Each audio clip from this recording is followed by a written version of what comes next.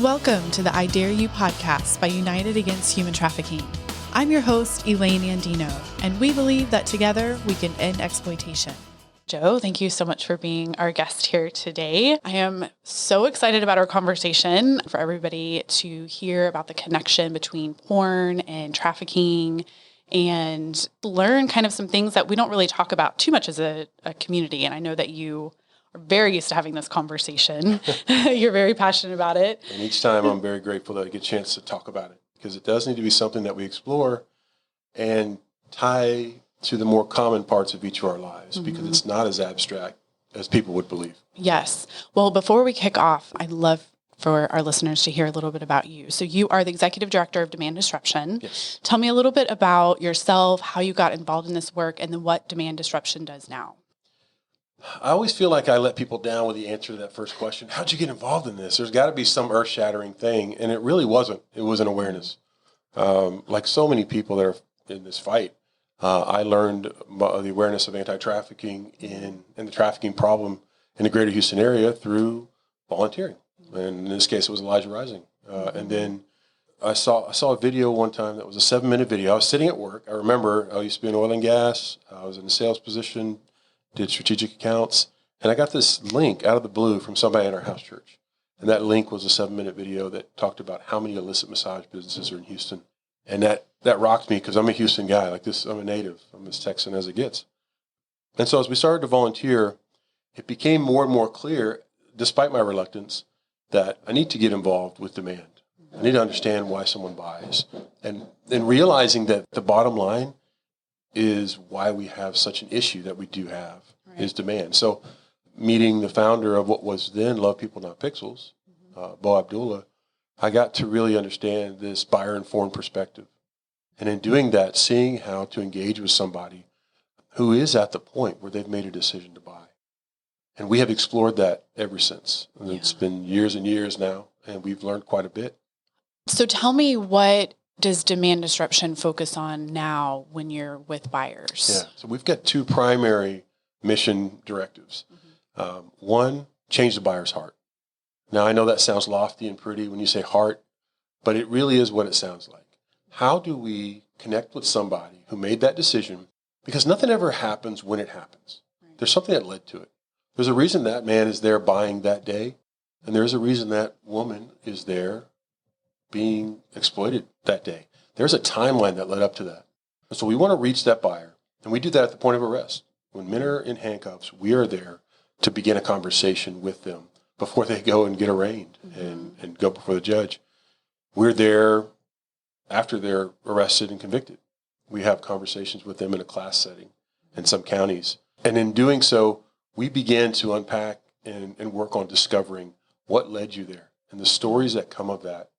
It's amazing to see somebody go through that discovery, and it wreck them a little bit, and then they start to want to understand, how do I never do this again? So that's the first thing, change the buyer's heart.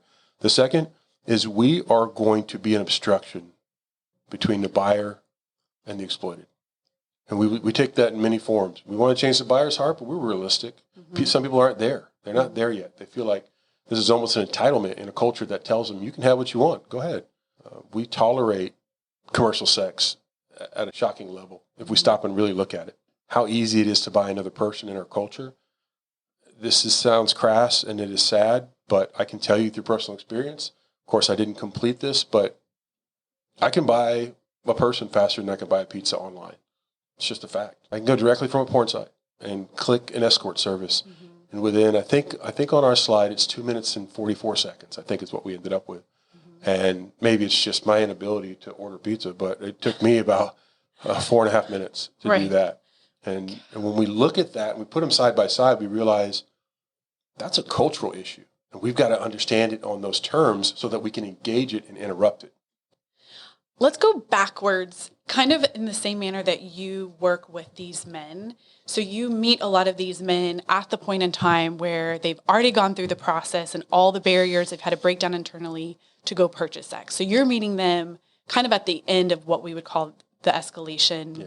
And then let's work backwards to talk about how they get there. But tell me first, when you are with cops and you're at a sting, what is that like, and what are the men like towards you when you're having this conversation with them? Wow, it's amazing how infrequently we get that question. So I appreciate the chance to kind of dig into it. I'll get in big trouble with HATRA and HPD Vice if I don't say they're not called stings. They're called buyer. Yeah. Thank you for correcting buyer that. Yes. suppression activities. Yeah. No. I'm glad you said that because that's the common term everybody says. Our role there, first of all, is recognition. Mm-hmm. This person is there for many of them on the worst day of their life. They are about to be found out that they have a serious problem, and they've been acting on it either for a while or the first time. And in doing so, they're oftentimes using a part of their brain where they haven't even connected that they have to tell their wife and kids now. So we are realizing they're in a panic state. And so when we engage with them, our goal is to begin a conversation with what brought you here today. And you wouldn't think a person in that mindset would be willing to talk. Right. Once we let them know we're not with the DA's office, we're not with the police, we're actually here for these men to begin that conversation. And we ask them, what brought you here today? Sometimes the answer is, I'm glad I got caught. I don't want to be this anymore. I don't want to do this anymore. Other times we'll have men that will start to make excuses. And then as we're talking, the excuses will turn to, yeah, I made a mistake. And it turns in from I made a mistake to I'm ashamed. And then it'll come to people even asking for prayer. And we just need to be willing to bravely into asking the questions and then realize that the state that they're in, our whole goal is to follow up in a couple of days. We get nearly, I think the last total we ran was close to 75% of the men we talked to give us their personal cell number because we asked for it. Yeah. And I said, look, man, I want to talk to you. I want to call you after all this has happened. I want to get an understanding of how you did through all of it. And we just kind of reset and we get some coffee. And we talk about what brought you here today. How did you get here? And for the first time for many of these men, at the point of arrest or after they've been convicted, when they come across us, that's the first time they talk to another person about their porn addiction, about their buying behavior. They've kept the secret from their families and other people for so long, that becomes the entire goal. Don't let anybody know that I am this thing.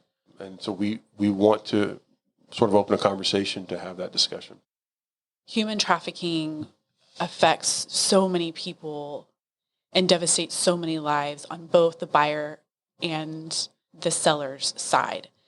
We know that there's a lot of just meanness and degradation that happens, especially from the pimp side and the trafficker side. As you said, these guys, a lot of them don't want to live this way, but they've also been sold a lie the same way the sellers have often been sold a lie. Absolutely. And what comes with that is shame and a whole cycle that I know that you unpack a lot. It's easier to sit in the place of condemning a buyer than really taking the time to figure out how did the buyer get there and what can be done. Yeah. So from your perspective, like, why is it so important to be talking to the buyers? And do you think it's effective based upon what you've seen? The chance to explore that question is very important because we all want the villain. We want to point to the person who's responsible. And ultimately, if we just look at it in a vacuum, if you're buying sex, you're the reason somebody is out there being sold and being exploited. That's true. But if we stop and we think about this and we understand why that person's buying, we are first and foremost about accountability. I had conversations with two men today. When I say that they couldn't be on further ends of the spectrum, Elaine, one guy has spent much of his life in the public eye, famous, successful. The other person, you wouldn't know if he was standing next to you. Just another person, another married man. But the overlap in their stories, buyers, consumers, had so many similarities because this is not for a certain gender, age, race, you name it. We've got to look at this from a wider perspective. So when we ask, why does this exist in our culture, trafficking? If we don't spend time understanding how somebody got there, like that woman got there somehow to be exploited. And she has that timeline I mentioned earlier. So we've developed a timeline. It starts as young as 9 years old. 9 years is the average age of first exposure to pornography. When we think about that, we can all kind of clench up as parents and as human beings at how terrible that is. But let's dig a little deeper. 9 years old. You're a child and you see that at 9. You start thinking, well, I guess that's what it is to be a boy in a relationship or a girl in a relationship. Now you've got this preconceived notion of this violent, aggressive thing you saw acted out that's supposed to represent sex in a relationship, and it doesn't. And you're ashamed, so you're not going to tell your parents. And so now you're carrying that, and that's your truth about sex and sexuality. What an awful disadvantage to begin a life of where you want to have a relationship with somebody. And we see it manifest as we go up this timeline. I won't do the whole timeline, but then we see average age for smartphone is 12 years old in our country. Mm-hmm. Well, you saw that at 9. You didn't not ever see it again until 12, and now you have ubiquitous access. Right. Always on. 15 years old. Right around 90% of boys have watched pornography or are actively viewing it at that age. I can tell you this. One point we have an opportunity to understand this is think about when you were 15, if you had that, what would you have done to yourself? I would have destroyed myself. You're thinking with your amygdala, the front of your brain. Right. It's all stress and arousal and reaction. There's no logic there. So I've got this at my fingertips, and this is what sex equals. So I guess this is what I should expect and what I should be. Right. Is it any wonder why we get to this point? And again, not excuses, but components that lead to it. And when we look at it that way, we have to ask ourselves, when somebody first buys sex, now the question, how did they get there, starts to get a little clearer. Right. Culture told them that this is what it is to be a man in our culture. Mm-hmm. We do an exercise with the guys that are in our STAR program, which is our program for men who are convicted of purchasing sex in Montgomery County. They are leading the way. They do an excellent job there. Our STAR program, one of the exercises kind of came by accident. I was talking to a group of buyers and the partners we required them to bring. And I wasn't getting a lot. It was just kind of quiet in the room. I was like, that's it. I walk over to the dry erase board. I do a T. This may not translate verbally, but I draw this T. And on one side, I said, all right, man, tell me what movies, audio, video, streaming services, tell me what they say it is to be a man in our culture. Rap music, country music, you name it. What does it tell you to say? And they were just alpha male, don't take crap off anybody, porn positive, multiple girls, side piece, even if you're married. They were just going down the list. And then I put on the other side, imagine you're at home and your doorbell rings, and from the deep recesses of her makeup case, your daughter says, Daddy, that's my date. Can you get the door? Now you're walking to the door. What do you want on the other side of that door? And they started saying things like respectful, compassionate, humble, leadership, provider. And the contrast between both sides of that was so stark. I said, when did we start settling for culture's definition? So when we stop and ask ourselves what we normalize, we got to ask ourselves why. Right. What's behind that?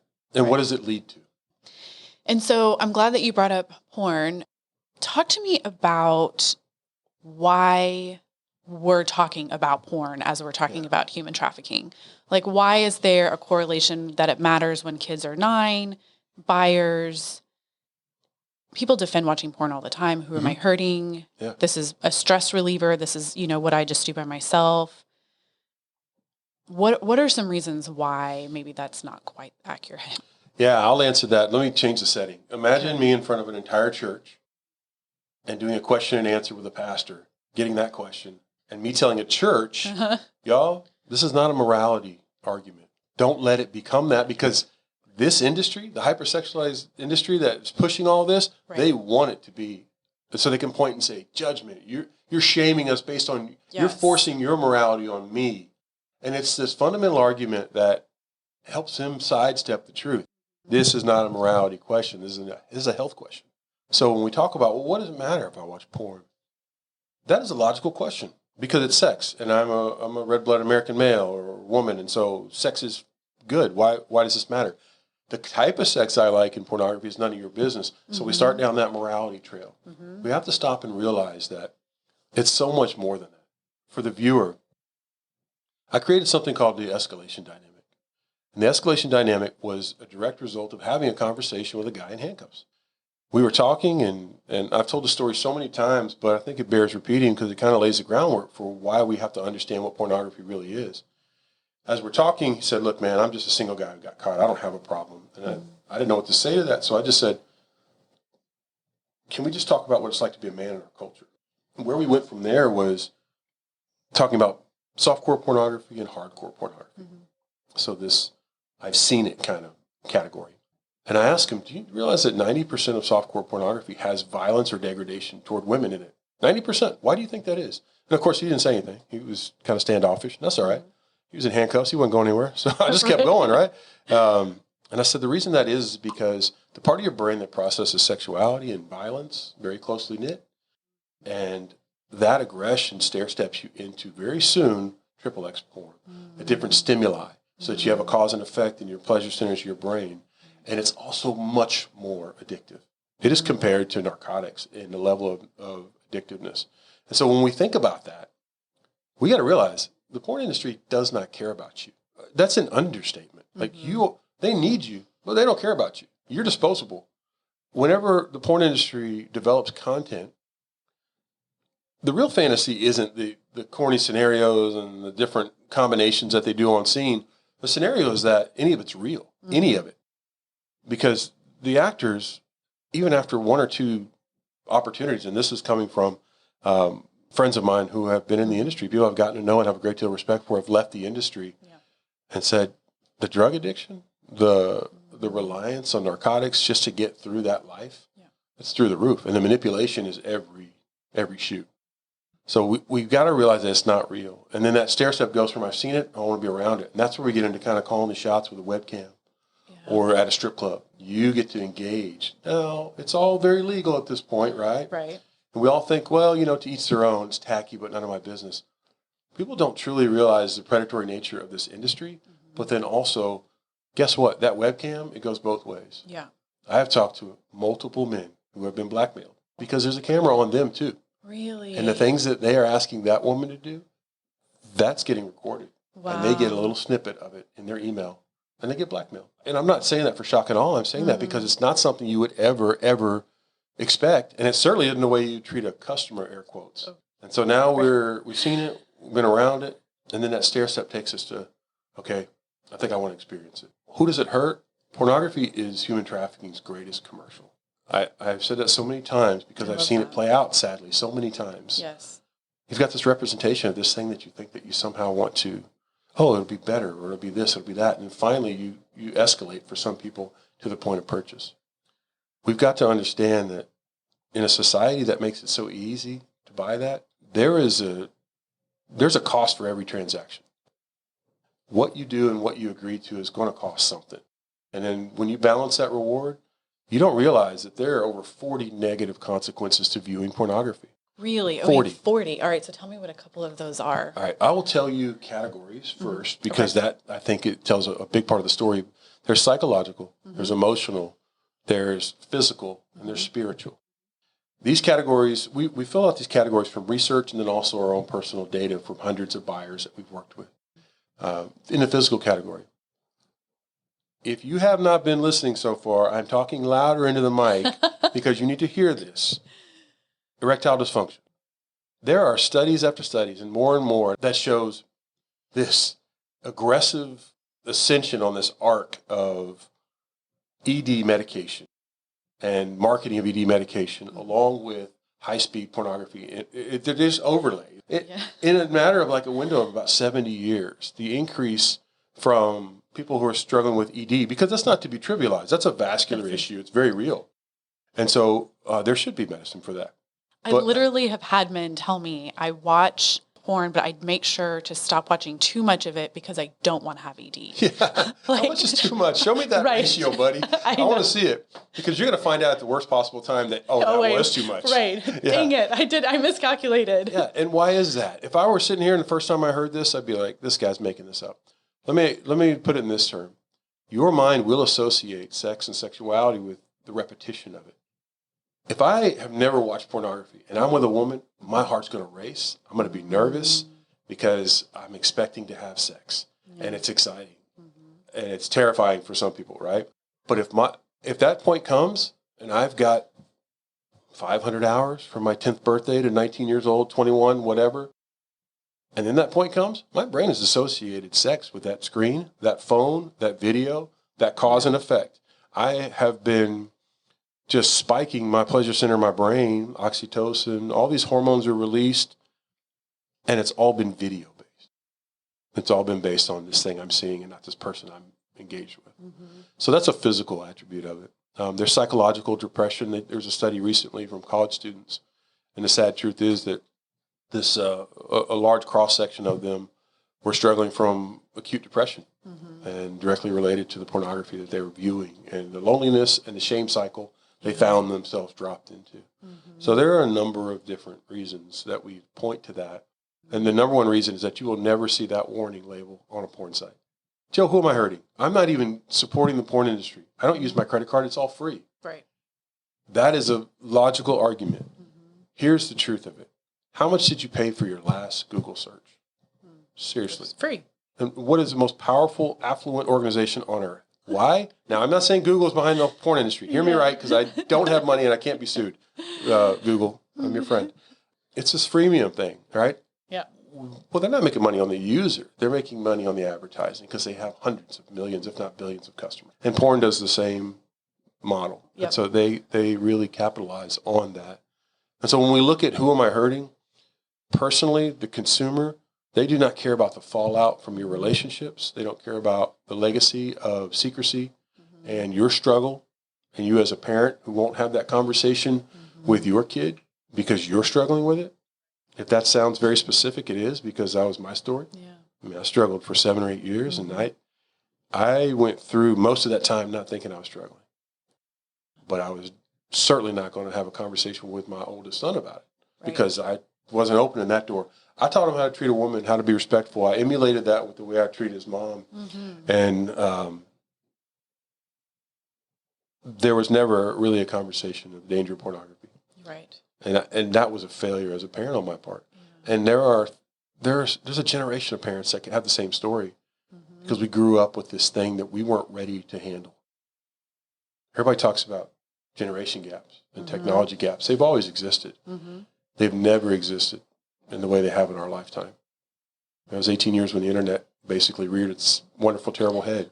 I remember those dial-up days. I remember that, yes. Yeah. Dial-up, man, so many jokes. All right, I'll leave that alone. But yeah, that is just scratching the surface of some of the discovery that the men that we work with and the teens we work with. We had a presentation. The range of ages were 12 to, I think, 21. There was a camp counselor there that was volunteering. And toward the end of that, this kid looks up and says, porn is destroying me. This kid's 14 years old. Wow. He's been struggling for 4 years. He said his 10th birthday. His buddies came over, and one of them showed him something on an iPad. That was it. And so when we realized that there are real consequences, we have to go in making informed choices. We are not the sex police.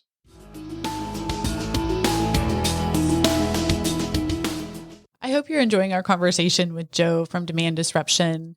We're going to pause here, take a bit of a break, and we're going to come back again tomorrow for part 2 of our conversation.